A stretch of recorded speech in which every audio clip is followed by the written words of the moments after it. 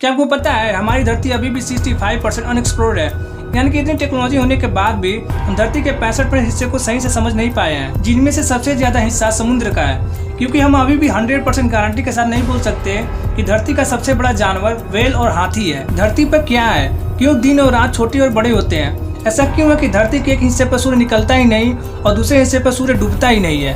Hello everyone, तो कैसे हो आप लोग। मैं हूं समीर गुप्ता और आप देख रहे हो इजी फैक्ट। इस वीडियो में उन सारे क्वेश्चन के जवाब मिलेंगे जिन्हें आप अपने अभी स्क्रीन पर देख रहे हो। तो शुरू करने से पहले अगर आप चैनल पर नए हो तो चैनल को सब्सक्राइब करके इस बेल आइकन को भी दबा दो, ताकि जब भी ऐसी इन्फॉर्मेटिव वीडियो लेकर आऊं तो आपको इजीली मिल सके। तो बिना कोई और टाइम पास किए चलिए शुरू करते हैं।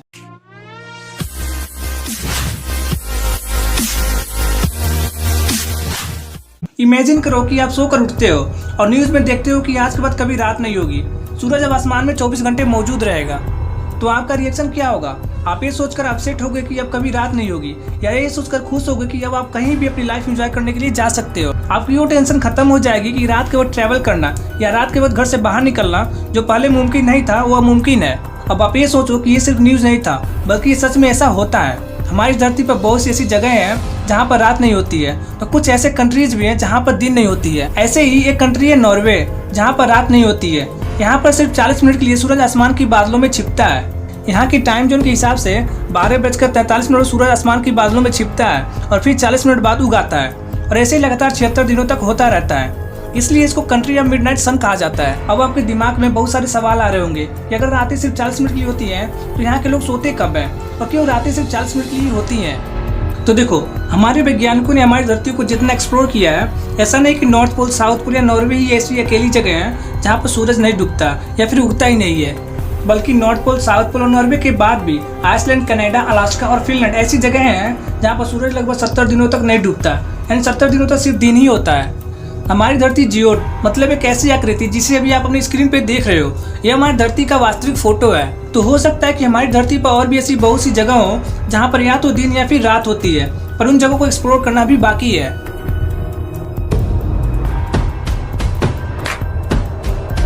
जब सुबह होती है तो हम लोग सूरज को ईस्ट में उगते हुए देखते हैं, और फिर जब सूरज को दोपहर में देखते हैं तो सूरज साउथ में होता है, और जब हम सूरज को शाम के टाइम में देखते हैं तो सूरज वेस्ट में आकर डूबता हुआ दिखाई देता है। इन सारे प्रोसेस में हमें लगता है कि सूरज घूम रहा है, पर वास्तविकता ये होती है कि धरती घूमती है, ना कि सूरज।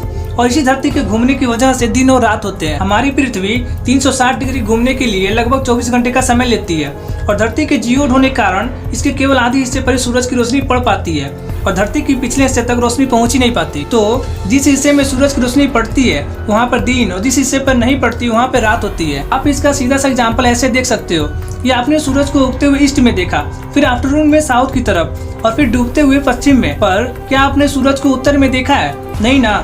तो कहने का मतलब ये है कि सूरज पश्चिम में जाकर डूबता नहीं है, बल्कि वो हमसे दूर धीरे धीरे नॉर्थ की तरफ चला जाता है, जिसकी वजह से हमारे यहाँ रात और नॉर्थ में रहने वाले लोगों के लिए दिन होता है। जैसे हम लोग धरती के घूमने के कारण सूरज को केवल 3 दिशाओं ईस्ट, वेस्ट और साउथ में देख पाते हैं, और ठीक उसी तरह नॉर्थ में सूरज केवल 3 दिशाओं में ही दिखाई देता है। चौथा दिशा में हम लोग रहते हैं। जब उस नॉर्थ में सूरज डूबने लगता है तो हमारे यहाँ सूरज राइज होने लगता है। नॉर्वे इसी तरह का एक ऐसा देश है जहाँ साल में लगभग 6 महीने तक सूर्यास्त नहीं होता है। और नॉर्वे में सिर्फ 40 मिनट के लिए रात क्यों होती है? तो आप इसको ऐसे समझो, मान लो किसी खिड़की के पास एक फुटबॉल रखा है, और जब उस खिड़की से सूर्य की रोशनी टकराकर अंदर आएगी तो फुटबॉल के पूरे हिस्से पे पड़ने के बजाय केवल उसी हिस्से पे पड़ेगी जो उसके सामने होगा। ठीक इसी तरह हमारी धरती भी है। जब हमारी धरती सूरज के पास से होकर घूमती हुई गुजरती है तो सूरज की रोशनी ठीक वहीं पड़ती है जो हिस्सा उसके सामने होता है, और धरती के थोड़ा झुक के घूमने के कारण सूरज की रोशनी नॉर्वे और इसके आसपास के कंट्रीज में आसानी से पहुंच लेती है।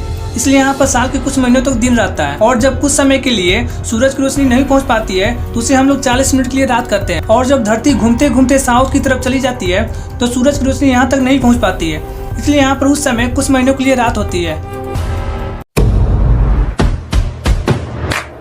आपने समर सोल्स्टिस और विंटर सोल्स्टिस यानी कि साल के सबसे बड़े दिन और साल के सबसे छोटे दिन के बारे में तो जानते जरूर होंगे। ऐसा इसलिए होता है कि धरती केवल अपनी धुरी पर ही नहीं घूमती, बल्कि अपनी कक्षा में सूर्य का चक्कर भी लगाती है। और वैसे तो एक 100 दिन यानी एक सोलर डे में 24 घंटे का दिन होता है, लेकिन ऐसा बिल्कुल नहीं है कि पूरे साल 12 घंटे का दिन और 12 घंटे की रात हो, बल्कि दिन और रात की लंबाई में पूरे साल बदलती रहती है।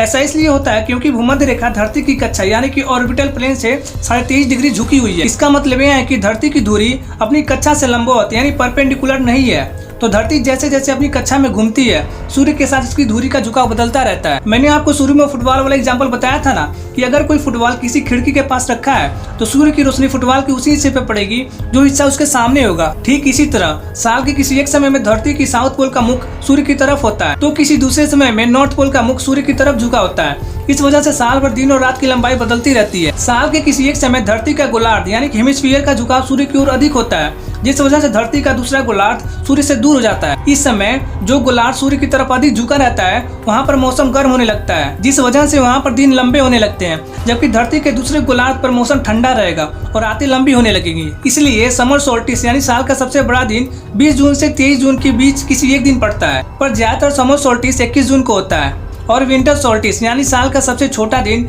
20 दिसंबर से 23 दिसंबर के बीच किसी एक दिन पड़ता है, पर ज्यादातर विंटर सोल्स्टिस 21 दिसंबर और 22 दिसंबर को ही पड़ता है। और 21 मार्च और 23 सितंबर साल के ऐसे समय हैं जिस दिन रात और दिन दोनों बराबर होते हैं, जिसे हम इक्वेटर कहते हैं, यानी कि इस दिन सूरज 12 घंटे मौजूद रहता है।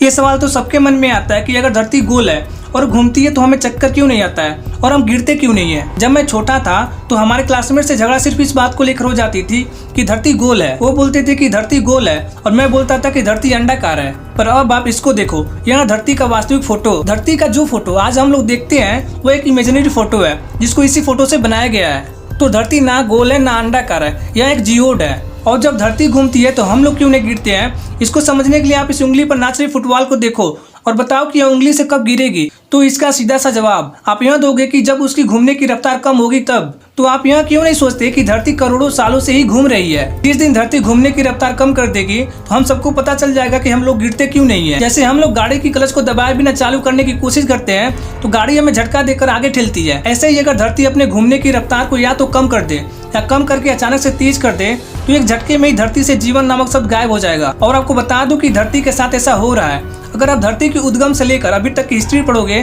तो आपको पता चलेगा कि धरती पर दिन धीरे धीरे कम हो रहा है। शुरू में जब धरती का विकास हुआ था तो धरती इतनी जोर से घूमती थी कि दिन 24 घंटे होने के बजाय 6 घंटे होते थे। फिर जब धरती को चांद मिला तो ग्रेविटी की मदद से धरती ने अपनी रफ्तार को धीरे धीरे कम करने लगी और दिन 6 घंटे होने के बजाय 24 घंटे के होने लगे। नासा के एक रिसर्च के मुताबिक अभी के समय में धरती की घूमने की गति 1037 मील प्रति घंटा यानी 1670 किलोमीटर प्रति घंटा है। आप इस बात को ऐसे समझ सकते हो कि भूमध्य रेखा यानी इक्वेटर के किसी पॉइंट पर खड़ा व्यक्ति 24 घंटों में 40 से 75 किलोमीटर का सफर तय कर लेता है। और वास्तव में अब धरती पर दिन 24 घंटे होने के बजाय 23 घंटे 56 मिनट की होती है। तो कहने का मतलब यह है कि धरती लगातार घूमती रहती है, जिस वजह से हमें महसूस नहीं होता है। पर अभी के समय में धरती धीरे धीरे अपने घूमने की रफ्तार में तेजी ला रही है, तो हो सकता है हमें इसका एहसास फ्यूचर में हो। हाँ, क्योंकि किसी प्लानेट पर दिन या रात होने के लिए उस प्लानेट को अपने अक्ष पर घूमना जरूरी है और घूमने के साथ उस प्लानेट को सूर्य का चक्कर लगाना भी जरूरी है। क्योंकि अगर प्लानेट घूमेगा नहीं तो सूर्य की रोशनी केवल उन्हीं जगह ही जाएगी जो उसके सामने होगा, और जो हिस्सा सूर्य के सामने नहीं होगा वहाँ पर सूरज की रोशनी पहुंच ही नहीं पाएगी, जिससे आधे प्लैनेट पर दिन और आधे प्लैनेट पर रात हमेशा के लिए हो जाएगा। और अगर कोई प्लैनेट घूम रहा है पर सूरज के करीब नहीं है तो तब भी उसकी रोशनी उस प्लैनेट तक नहीं पहुंच पाएगी। इसलिए किसी प्लैनेट पर दिन या रात होने के लिए ये जरूरी है कि वह प्लैनेट अपने अक्ष पर घूमे और सूरज से ज्यादा दूर न हो। नहीं, क्योंकि इसके लिए डिपेंड करता है कि कोई प्लैनेट सूर्य से कितना दूर है और कितने करीब है और अपने अक्ष पर 360 डिग्री घूमने के लिए कितना वक्त लेता है। तो इसका सीधा सा जवाब यह है कि जो प्लैनेट सूर्य से जितना करीब होगा वहाँ पर दिन ज्यादा बड़ा होगा और जो प्लैनेट सूर्य से ज्यादा दूर होगा वहाँ पर सूरज की रोशनी पहुँचने में ज्यादा वक्त लगाएगी, इसलिए वहाँ पर दिन छोटा होगा। तो किसी प्लैनेट पर दिन और रात होने के लिए डिपेंड करता है कि उनके बीच डिस्टेंस कितना है और 360 डिग्री घूमने के लिए कितना टाइम लेती है। आप एग्जाम्पल के लिए आप हमारे सोलर सिस्टम में देख सकते हो, जिसमें कुछ प्लैनेट ऐसे हैं जहाँ पर दिन सिर्फ 9 घंटे की होती है, तो कुछ प्लैनेट ऐसे हैं जहाँ पर दिन 58 दिनों की होती है। और आपको लगता है कि धरती की एक दिन में 24 घंटे होते हैं, तो आप बिल्कुल गलत हैं, क्योंकि धरती की एक दिन में 24 घंटे 56 मिनट होते हैं, जब 24 घंटे 6 मिनट की एक दिन मंगल ग्रह पे होती है। मैंने आपको पहले भी बता दिया और अभी बता रहा हूँ, वैज्ञानिकों की रिपोर्ट के मुताबिक धरती पर समय धीरे धीरे कम हो रहा है, जिसकी वजह से अब एक दिन 23 घंटे 56 मिनट से भी कम मिलेंगे।